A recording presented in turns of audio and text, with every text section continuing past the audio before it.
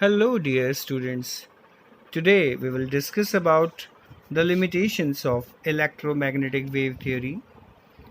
I mean there are some topics which are not being able to explain by the electromagnetic waves. Let's see one by one. Here we have to study the black body radiation. The next one, that is the photoelectric effect.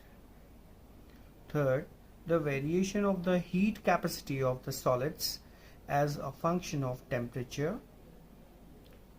And the last one, that is the line spectrum of atom with special reference of hydrogen. So these are the limitations of electromagnetic wave theory. We'll just take one by one. First of all, we'll discuss about the black body radiation. चलिए इस topic को study करते हैं और वो है आपका black body radiation. और इस ब्लैक बॉडी रेडिएशन में हम एक चीज़ समझ सकते हैं, वो है ब्लैक बॉडी। तो ब्लैक बॉडी जो है it's perfect, you can say absorber, और एक परफेक्ट क्या है, एमिटर है ऑफ एनर्जी, नो डाउट। तो यहाँ पर हम कह सकते हैं, अगर हम एक कोई आइडियल ब्लैक बॉडी को कंसीडर करते हैं, राइट, आइडियल ब्लैक बॉडी, तो आइडियल ब्लैक बॉडी जो होगा it's a perfect, you can say absorber, वो परफेक्ट एब्जॉर्बर होगा, and it's a perfect what, emitter, emitter of you can say energy, right. अगर हम एब्जॉर्बर की बात करें तो हम सोच सकते हैं कि गर्मियों में अगर हम काले रंग के कपड़े पहनते हैं तो जाहिर सी बात है हमें हीट या फिर गर्मी जो है वो ज़्यादा लगेगी। तो बहुत अच्छा एब्जॉर्बर हुआ ये ब्लैक कलर, ठीक है। 100% अगर प्योर अगर ब्लैक बॉडी को कंसीडर किया जाए तो वो जितने भी आपके रेडिएशंस हैं उनको अच्छे से एब्जॉर्ब कर सकता है। अगर हम बात करें एक कंटेनर या एक ऐसा हमने चैम्बर क्रिएट किया, राइट, जिसका एक बहुत स्मॉल हमने एक माउथ बनाया है, जो ओपनिंग है ये है, और इनसाइडर जो पार्ट है वो कंप्लीटली हमने पेंट कर दिया है ब्लैक कलर से, right. So this is the black coated area, insider coated area basically. अब हम यहाँ ये देख सकते हैं कि अगर हम कोई भी रेडिएशन इसमें अगर पास करते हैं, कोई भी रेडिएशन, कोई भी आपके कलर का या कोई भी आपके एनर्जी या किसी भी इंटेंसिटी का रेडिएशन अगर हम इसमें डाल रहे हैं, ठीक है, तो वो यही आपके क्या हो जाएगा, एब्जॉर्ब हो जाएगा। हो सकता है थोड़ा रिफ्लेक्ट हो और कुछ एब्जॉर्ब इस वाले आपके वॉल से हो जाए, मीन्स ओवरऑल एब्जॉर्प्शन जो है वो यहाँ पर हो जाएगा। अगर 100% प्योर ब्लैक बॉडी अगर कंसीडर कर रहे हैं तो it is a perfect what, absorber of the energy. तो ये हम ब्लैक बॉडी रेडिएशन में समझ सकते हैं और अच्छे या फिर आपके 100% प्योर ब्लैक बॉडी को कंसीडर कर सकते हैं, राइट। अगर हम यहाँ रेडिएशन की बात करें तो रेडिएशन में जैसे हम एक्स रेज की बात करें तो जहाँ हॉस्पिटल्स वगैरह बनाए जाते हैं तो वहाँ पर एक जो एक्सरे रूम होता है, वो एक्सरे रूम में जो कोटिंग होती है या फिर पेंट होता है वो ब्लैक कलर का होता है। इसका मतलब क्या हुआ कि भाई जो भी अगर रेज बाय अ चांस अगर निकल आई है, ठीक है, तो वो उस कलर से क्या हो जाए, आपके एब्जॉर्ब हो जाए, यानी कि वो किसी भी ह्यूमन बीइंग को क्या करने नहीं करे, हर्ट नहीं करे, राइट। तो ब्लैक कलर जो है it's very good absorber basically. Well, electromagnetic wave theory को हम एक्सप्लेन करते हुए यहाँ एक छोटा सा एग्जांपल लेते हैं, और वो एग्जांपल ये है, अगर हम कोई सॉलिड सब्सटेंस ले रहे हैं, सपोज कीजिए ये हमने एक रॉड ली है जो कि एक आयरन रॉड है, right, this is the iron rod. अब हम क्या कर रहे हैं, इस आयरन रॉड को हीट कर रहे हैं। हीट करेंगे तो क्या होगा, नेचुरली ये अपने टेम्परेचर जैसे जैसे इंक्रीज होगा वैसे वैसे इसका कलर जो है वो ऑब्वियसली क्या होने लगेगा, चेंज होने लगेगा। यहाँ पर हीटिंग स्टार्ट किया है, कुछ देर तक हीट करने के बाद में सबसे पहले क्या रहेगा, ये आएगा आपके कौन सा, डल रेड कलर। क्लियर। इसके बाद में अगर हम हीटिंग और क्या बोलते हैं आपके बढ़ाते हैं तो ये आपके डार्क रेड कलर में कन्वर्ट होगा, राइट। और आफ्टर दैट अगर और हीट करते हैं तो ये जो आपकी कलर देगा बेसिकली, ठीक है, वो आपके ब्लू कलर मिलेगा। क्लियर।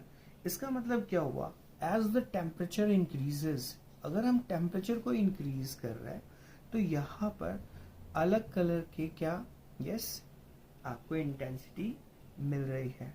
तो अगर टेम्परेचर डाउन है, कम है, तो रेड कलर मिल रहा है। और जैसे जैसे आपकी टेम्परेचर इंक्रीज कर रहे हैं, यानी कि आपके इंटेंसिटी बढ़ा रहे हैं, तो कलर का इंटेंसिटी भी क्या होगा, आपके इंक्रीज होगा। लो टेम्परेचर पर लैम्डा वैल्यू जो होगी, यानी कि वेवलेंथ जो होगी आपको कम मिलेगी। That means the frequency is low but the wavelength is greater, right? So as far as the low temperature is concerned, we can say that the lambda always be greater, right? तो हमें red colour मिलेगा। लेकिन जैसे जैसे क्या बोलते हैं temperature आप इंक्रीज करेंगे तो आपको न्यू यानी कि आपके फ्रीक्वेंसी का वैल्यू जो होगा वो ज्यादा मिलेगा, ज्यादा इंटेंसिटी की आपके रेडिएशंस मिलेंगे या फिर आपके एमिट होंगे, right? So this is the perfect example that if we heat a solid, you can say substance, then obviously it will emit, you can say number of, you can say what radiation। आइए देखते हैं एक छोटा सा graph. इस graph में जो है हमने दो टेम्परेचर लिए हैं और एक पर्टिकुलर आपके सॉलिड सब्सटेंस को हमने हीट किया है। तो as the temperature progress, then you can see that what the kind of differences in lambda, that means the wavelength and the intensity। अगर हम यहाँ देखें तो ये अपर ग्राफ जो है वो T2 के लिए, यानी कि टेम्परेचर जिसका ज़्यादा है, राइट। और यहाँ हम ले रहे हैं ये लोअर वाला जो ग्राफ है वो टेम्परेचर T1 के लिए, राइट। तो यहाँ पर अगर टेम्परेचर आपके हम कम रखते हैं तो वेवलेंथ जो है हमें देखिए ज़्यादा मिलने वाली है, राइट। वेवलेंथ इस तरह से आपके इंक्रीज कर रहे हैं तो पीक जो है इंटेंसिटी वाला वो कुछ इस तरफ आएगा। क्लियर है। So this will be the peak, alright, at this particular wavelength. Clear. But जैसे ही हम टेम्परेचर इंक्रीज करते हैं तो देखिएगा आपकी लैम्बडा जो है वो डाउन हो जाएगा, देखिए, और इंटेंसिटी की वैल्यू जो है वो भी क्या हो जाएगी, आपके ज़्यादा हो जाएगी। इसका मतलब साफ और क्लियर ये है कि जैसे जैसे हम टेम्परेचर इंक्रीज करेंगे वैसे वैसे इंटेंसिटी जो है आपके वो ज़्यादा हमें मिलेगी और वेवलेंथ क्या होगी, कम मिलेगी। आइए देखते हैं अगला जो टॉपिक है अपना, और वो बहुत इम्पॉर्टेंट है, जिसे हम कह रहे हैं आपकी फोटो इलेक्ट्रिक इफेक्ट। और फोटो इलेक्ट्रिक इफेक्ट जो है इसको एक्सप्लेन करने के लिए हमारे पास एक छोटा सा सर्किट है और एक एक्सपेरिमेंट है। आइए जरा देखते हैं। फर्स्ट ऑफ ऑल हमें एक कंस्ट्रक्शन जो है ड्रॉ करना होगा। बेसिकली हमने यहाँ पर एक मेटल का, और वो भी सीजियम मेटल का, एक क्या लिया है, इलेक्ट्रोड लिया है, और इसका हमने कनेक्शन जो किया है बैटरी के नेगेटिव पोर्शन से किया है। यहाँ पर हाई वोल्टेज बैटरी हमें लेना होगा और एक हमें लगाना है एमीटर, और इसी तरह से एक अदर हैंड पर हम ले रहे हैं एक और इलेक्ट्रोड, और इसका भी हम कनेक्शन करेंगे इस एमीटर से। अब ये दोनों इलेक्ट्रोड्स को हम एक ग्लास ट्यूब में आपके फिक्स करेंगे कुछ इस तरह से। So this is the circuit for you. यहाँ एमीटर की जगह पर आप कोई बल्ब या इस तरह का कुछ शो कर सकते हैं। तो आइए देखें करेंगे क्या। फर्स्ट ऑफ ऑल सबसे पहले आपका जो आपके सीजियम से बना हुआ जो आपके मेटल शीट है, अब जो कि कैथोड का वर्क कर रहा है, राइट। इसके ऊपर हम सनलाइट जो है वो पास कर रहे हैं, राइट। जैसे ही सनलाइट इस मेटल शीट पर आपके आएगी, क्लियर, यहां से नेगेटिवली चार्ज्ड पार्टिकल्स यानी इलेक्ट्रॉन्स जिनको हम कह रहे हैं वो बाहर निकलेंगे, और बाहर निकलने के बाद एक सर्टेन डायरेक्शन में आपके मूव करेंगे। और वो सर्टेन डायरेक्शन कौन सी होगी? Obviously this anode, right. तो यहाँ हुआ क्या, सनलाइट जिसके पास में ई एनर्जी है, यानी कि आपके photons, basically the energy particles, they have the kind of energy that is E, right? They actually strikes at the metal surface. Metal surface पर ये strike कर रहे हैं.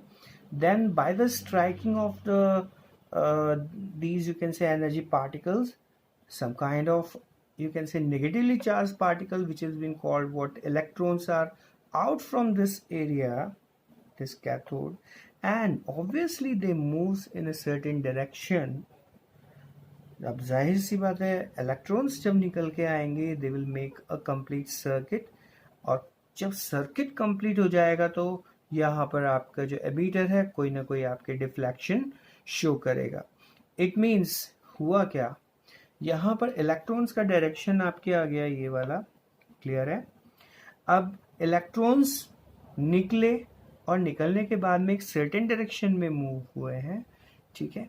इसीलिए इस इम्पैक्ट को हम कह रहे हैं तो फोटो इलेक्ट्रिक इफेक्ट, क्लियर। तो फोटो इलेक्ट्रिक इफेक्ट में photons they are the energy particles which are actually coming from the sun, suppose, right. और उनका एनर्जी हमने क्या कंसीडर किया है, ई, राइट। अब ये जो एनर्जी पार्टिकल्स हैं जैसे ही मेटल सरफेस पर आएंगे, मेटल सरफेस पे आने के बाद में there is the kind of you can say ejection energy also there. तो उस ejection energy से इलेक्ट्रॉन बाहर निकलेंगे आउटर मोस्ट शेल से और कंडक्टेंस बैंड में जाएंगे, और वहां से इलेक्ट्रॉन फ्री होकर क्या होंगे, ये एक सर्किट को कंप्लीट करेंगे, और इस सर्किट को कंप्लीट करने के बाद में आपके एमीटर में या फिर कोई भी अगर बल्ब आप लगाते हैं तो वो ग्लो करेगा। तो this is the photo electric effect. इसे और अच्छे से समझने के लिए हम एक छोटा सा एग्जाम्पल ले सकते हैं। यहाँ मैं एक ये शीट जो है ड्रॉ कर रहा हूँ। ये जो है आपके मेटल शीट है, या मेटल का आप कह सकते हैं इलेक्ट्रोड है, जो कि सीजियम मेटल का बना हुआ है। सीजियम मेटल बहुत अच्छा आपके मेटल हुआ जो जल्दी से इलेक्ट्रॉन्स को क्या करेगा, आपके इजेक्ट करेगा। तो यहाँ हो क्या रहा है, देखिए ये सनलाइट जो है इसके ऊपर आ रही है, और सनलाइट आने के बाद में यहाँ से कुछ इलेक्ट्रॉन्स जो हैं वो बाहर निकलेंगे, और बाहर निकलने के बाद में एक सर्टेन डायरेक्शन में मूव करेंगे, क्लियर है। तो यहाँ जो एनर्जी है E, जो मैंने बताया आपको फोटोन का एनर्जी है, फोटोन, राइट। और ये फोटोन जो होता है वो एनर्जी पार्टिकल होते हैं, राइट। तो यहाँ पर एनर्जी को हम लिखते हैं E = H न्यू के रिस्पेक्ट में। ये मैक्स प्लैंक की इक्वेशन होती है जिसमें energy of the particle that will be expressed by E and that will be equal to H nu. What is nu? Nu is the frequency. तो कौन सी frequency हम यहाँ पर आपके दे रहे हैं इस आपके इलेक्ट्रॉन को इजेक्ट करने के लिए? तो there is the energy of the photon which is been E and the ejection energy. ये इलेक्ट्रॉन निकला ना, अब ये इलेक्ट्रॉन निकला तो उसके लिए भी हमें एनर्जी की रिक्वायरमेंट है, दैट इज E0 सपोज, ठीक है, जिसको मैं इजेक्शन एनर्जी भी कह रहा हूं। क्या? Ejection energy, clear. ये इजेक्शन एनर्जी हो गई। अब ये इजेक्शन एनर्जी जो होती है E0 या E0, that will be equal to H nu not, right, या H न्यू 0, इस तरह से मेंशन कर सकते हैं। यहाँ एक चीज का ध्यान रखना है, वो ये है, अगर हम जो ये फ्रीक्वेंसी दे रहे हैं फोटोन का, राइट, अगर न्यू का वैल्यू ग्रेटर होता है किससे? न्यू नॉट से, ठीक है, तभी फोटो इलेक्ट्रिक इफेक्ट जो होगा वो आपके वैलिड होगा। क्लियर है? तो उल्टा पॉसिबल नहीं है, राइट? तो ये फोटोन का जो एनर्जी है E is equal to h nu. Ejection energy जो है इलेक्ट्रॉन का बाहर निकलना, राइट? एटम्स में इलेक्ट्रॉन्स हैं तो नो डाउट इलेक्ट्रॉन्स को बाहर निकालना है, that is the ejection energy. तो इजेक्शन एनर्जी हो गया आपके E not equal to h nu not, right? कुछ इस तरह से ये इक्वेशन नंबर 2 हो जाती है हमारी। अब यहाँ पर जो है एनर्जी तो हम निकाल तो चुके हैं आपके इलेक्ट्रॉन को, लेकिन हमें इलेक्ट्रॉन को बेसिकली मूव कराना है एक सर्टेन डायरेक्शन में मूव कराना है। तो क्या होगा, इसको काइनेटिक एनर्जी की रिक्वायरमेंट। तो काइनेटिक एनर्जी जो होती है वो होती है 1/2 mv², राइट? तो ये तीनों तरह की जो एनर्जी है, राइट, इन एनर्जी को कंबाइन करके हम एक फॉर्मूला जो है वो आपकी क्रिएट कर सकते हैं। Well let's see that the formula is E that is equal to its E naught or E0, it's plus the kinetic energy of electron। अब इस इक्वेशन में हम वैल्यूज अगर पुट करें तो यहाँ हमारे पास आएगा h nu that is equal to h nu not plus K E that is 1/2 mv², कुछ इस तरह से। तो यहाँ पर न्यू जो है वो फ्रीक्वेंसी है जो हम आपके अप्लाई कर रहे हैं मेटल शीट पर, और न्यू नॉट जो है वो आपके इजेक्शन फ्रीक्वेंसी कह सकते हो, या फिर इसको हम कैसे आप कह सकते हैं आपके threshold frequency, right? What is new not? It's threshold what frequency, this is the frequency nu naught, और 1/2 mv², obviously it is the kinetic energy. Kinetic energy की वजह से ये आपके इलेक्ट्रॉन जो है one end to another end आपके move करेंगे, right? So this is the equation which actually follows or you can say the express the photoelectric effect। यहाँ थोड़ा सा हम क्रिएशन कर लेते हैं, देखते हैं इस h न्यू नॉट को लेफ्ट में ले आते हैं। तो h new minus h nu naught equal to its 1/2 mv², right? And finally you can say h it's nu minus nu naught, it's equal to 1/2 mv². So this is the final equation, and you can go for, you can say, number of numericals. So all right, so this is all about the photoelectric effect. Okay, so one more time we'll just discuss that what is the photoelectric effect. So the kind of, you can say, energy, the energy particles are coming over the surface of the metal sheet. That's where the electrons are ejected, and due to the ejection of the electron they will get free, and after that they get the kinetic energy. That's why they move from this end to this end, so they will complete the, you can say, whole circuit, and we get the kind of, you can say, deflection in the emitter. So by the using of photons we get the electricity, that is the photoelectric effect. I hope so you understand that what is the photoelectric effect and the black body radiation. Okay, that's it for today, and we'll meet in next video. Thank you very much.